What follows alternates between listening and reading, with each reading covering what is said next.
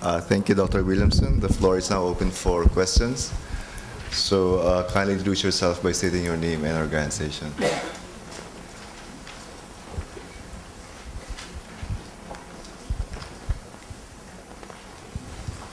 Oh, you're so shy. Okay. Dr. Legarda. Ben is not shy. Yeah, my name is Legarda. Jeff, how will you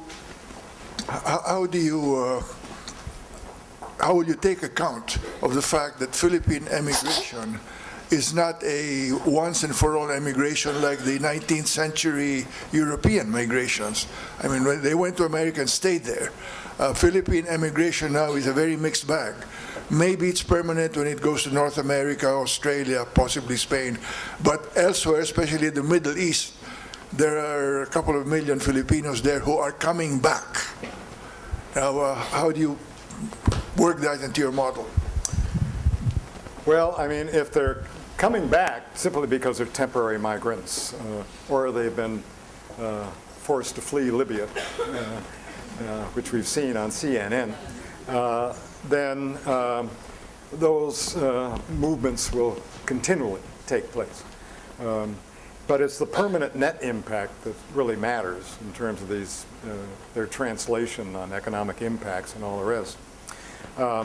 The thing about the Philippines, or any other country, but the thing about the Philippines is even when the demographic forces begin to push down the outmigration rates, even when economic forces might push down the growth rates, as you know, the Philippines finally starts reaching double-digit growth rates, and the U.S. is doing badly, then more and more Filipinos will stay home, et cetera, et cetera. The one missing ingredient that Ben is raising is that you're still prisoners of the past. That is, 1 out of 10 Filipinos, you know, lives abroad. And as long as that proportion exists, remittances and all the rest will cause a persistence of the outmigration. They will encourage the siblings to move, they will supply information, help them locate when they arrive in Chicago or Manchester, England, or wherever, and more recently in South, in the south of the hemisphere. So that you won't notice any drop in Philippine outmigration, though all these indicators say you should. And you'll say, what the hell's wrong with the model? Well, there's nothing wrong with the model. It's just that the stock persistence will make it last longer than you would otherwise predict. How much longer? These forces, if all these forces are in play, it takes about 20 years before they really start to have an impact on shutting down outmigration.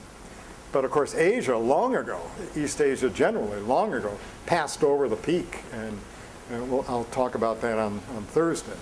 But way back, 20 years ago or more, East Asia generally reached the peak, and their outmigration rate had been going downhill ever since, except for this country. So more on that on Thursday.